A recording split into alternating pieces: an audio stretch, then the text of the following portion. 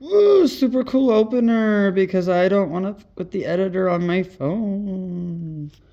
So, yeah. Hey, it's Gage. Welcome to my stage again. This time, not 4 years later. It's 4 years later, still part two, but, uh, yeah.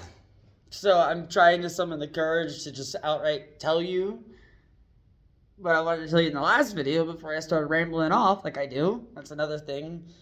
Sometimes I don't know when to shut up. I'm really good at reading people to the point where I've had dates and people be like, "How did you know that?" And I was like, "Well, it was obvious because of A, B, and C and D." It happened just recently with this cute guy from Quebec.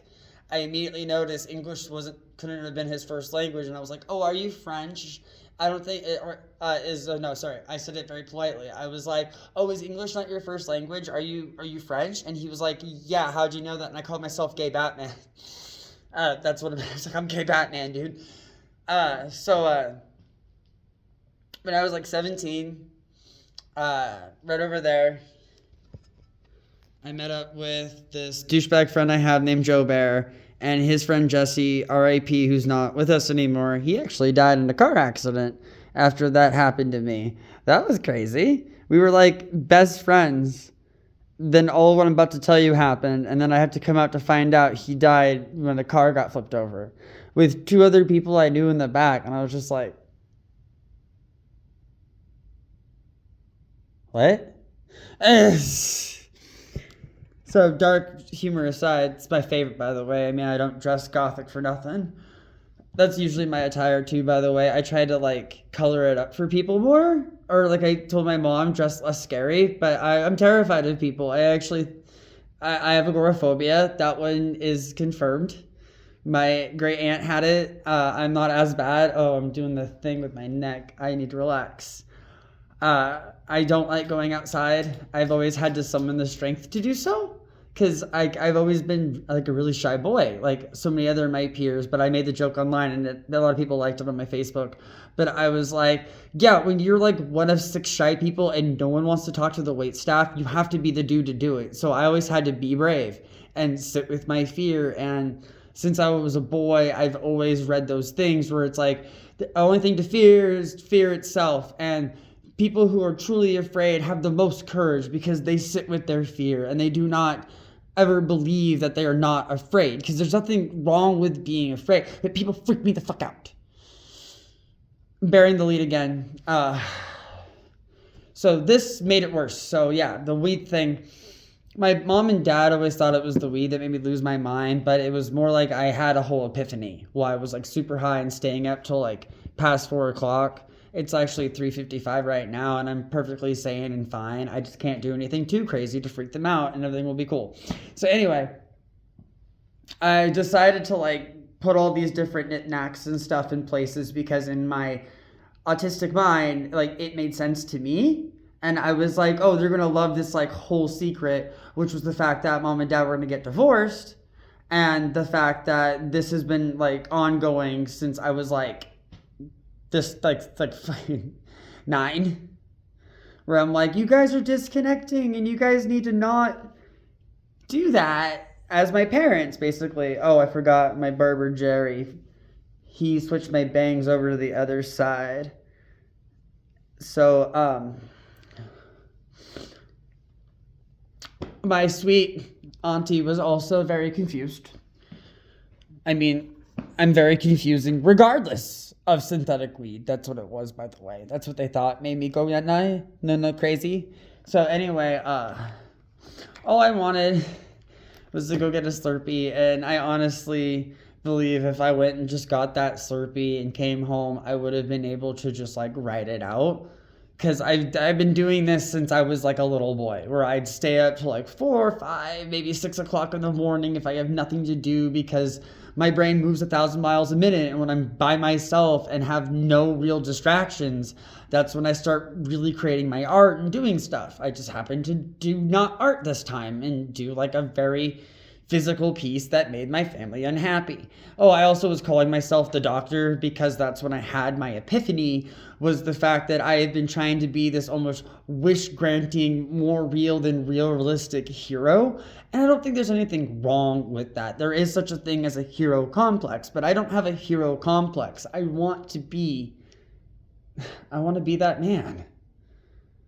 Since I was a boy, I always wanted to be the guy everyone turns to, the Red Ranger or the Sixth Ranger. I wanted to be Batman or Robin. I wanted to be Batman Beyond or Superman from the future. You know, his clone with long hair who's being raised by those two big face aliens. Bearing the lead again. So, I got put into an insane asylum. And I'll never forget before they went and locked me away.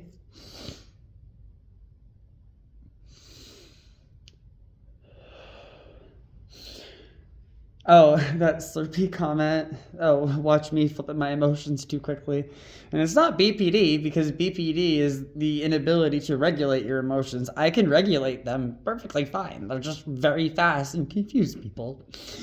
So anyway, the Slurpee thing of all I wanted was a Slurpee, and instead I got the Crazy Hatch, always reminding me of Lady Gaga's Marry the Night video, where she's like, that girl got the gummy bears, I always wanted the gummy bears. I was like, I always wanted the gummy bears too, Lady Gaga. So anyway, yeah, they had me in this little tiny cell. And I'm autistic and probably even ADHD. My dad is definitely ADHD. I might have it more focused than he does. I don't know. So I'm in this like tiny cell. There's like 6 of them, and there's like a really nice lady and like a glass thing over here, and a security guard who's basically just standing there and getting paid. And I keep coming out, which I did not know at the time was bad. You're supposed to stay in there, and that means that you're sane. And if you keep coming out, you're not sane. So anyway, I kept coming out because I was bored. I was like, do you have any papers so I could draw or write? And they were like, oh yeah, we can get you some paper. And I get some paper in there, and then I get bored. And then I was hungry, and they got me a sandwich. And then at one point, the lady even told me, oh, I'm not supposed to be giving out these sodas for you just to drink. They're for people to take with their medicine. And I was like, okay, I'm a human being who doesn't want to just drink water with this disgusting sandwich with cheese that was way too thick and like really gross mustard. But I'm making do. I'm not making a fuss because, like I said in the last video, you know, I make myself small and I try not to get at people. And you know, now in 2026, I'm finally just like speaking my fucking truth. Like I told my auntie, is like, I am just now finding the words to speak to people, and I'm trying not to upset you, but sometimes I'm gonna have to try to upset you.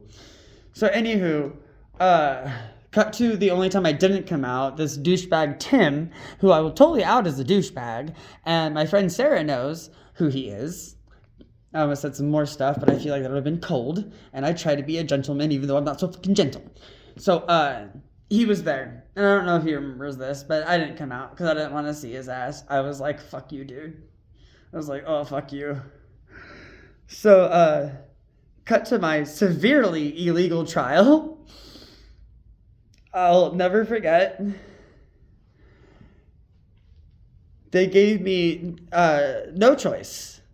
Didn't tell my family, and we're like, hey, we're gonna sit you in this like boardroom while we all talk about how crazy you are and that we need to lock you up, and no one you know is there. You don't get to speak for yourself. I wasn't even sure if I had a lawyer, like, you know what I mean, like, you know, here's my guy in the chair like da da da da Gage da da da da da, and I was like, yeah, right, like this is bullshit, I need to get out of here.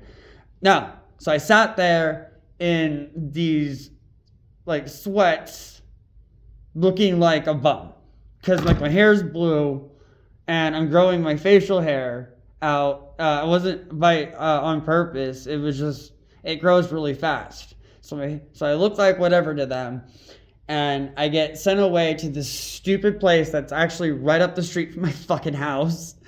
I could have broken out of that place at any time and just ran home, and I didn't, and I fought it. And we got out, and it's a misdiagnosis and like malpractice, basically.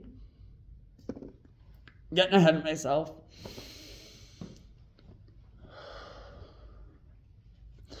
So they get me in this cop car, and I'm chatting with the police officers. Police officers usually like me unless they're bullies.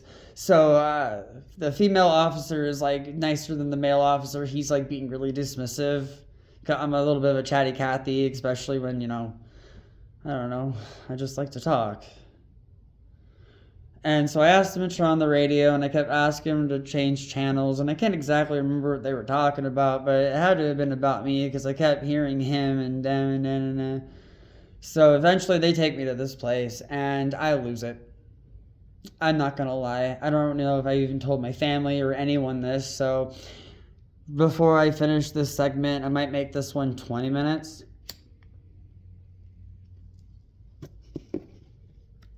Since I always wanted to be an actor, let me show you. Hopefully the phone doesn't fall.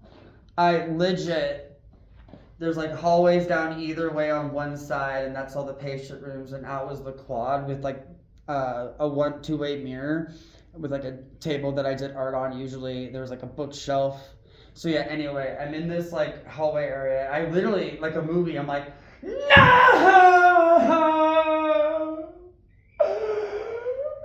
Because I thought my life was over.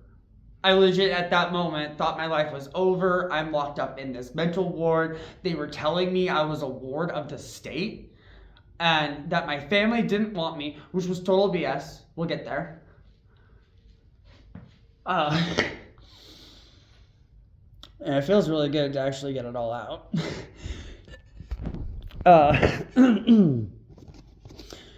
So I befriended all of the patients.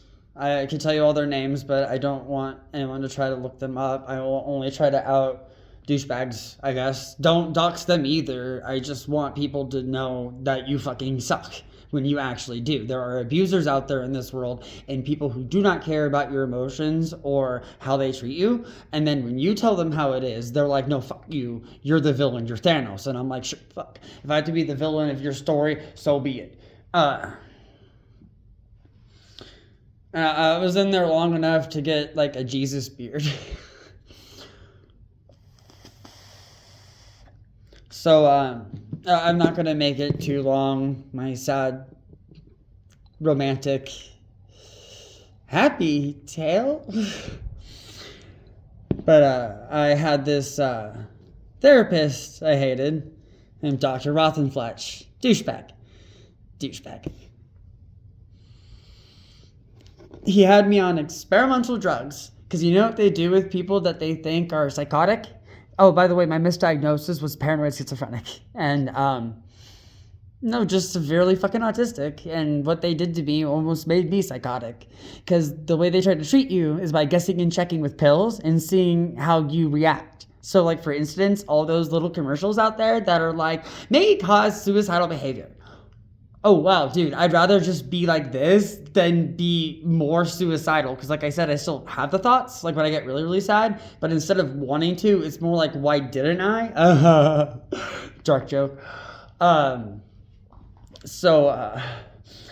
he had me on those. And they made me almost like a slack-jawed idiot. I was almost in my mind all the time. And very not frequently would I be able to be super verbal.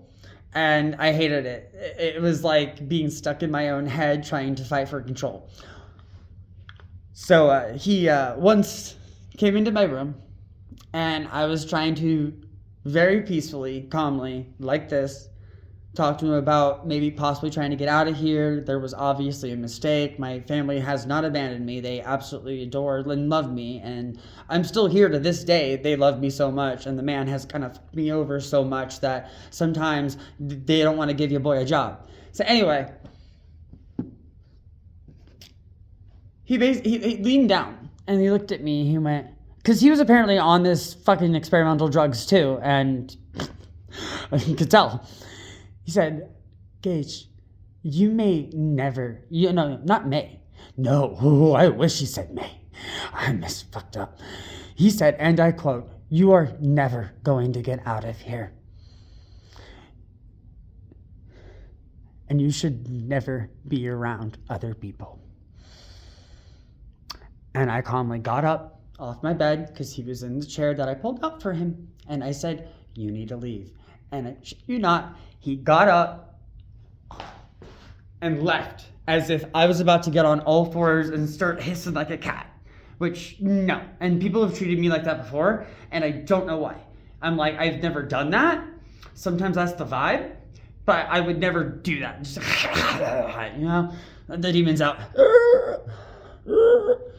I can't zombie scroll right now because I'm just so. Oh, so yeah, I was a danger to society, essentially. I'm out of the quote, but yeah.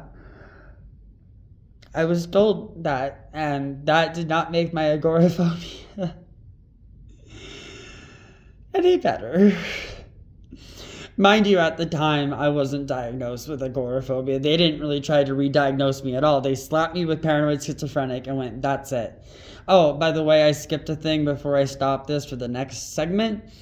When they took me from that small room, I guess they had to drug me, because I remember coming in and out of consciousness. Well, there's like 10 dudes all wrestling me, and to this day, I'm not gonna lie, as bad as it is, I love the fact that it took 10 men to take your boy down. I'm like a human ant. That sounded better. That sounded better than I think it does. I don't know.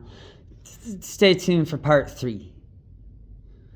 And I kind of glossed over some of the other stuff, so we'll bounce back and forth.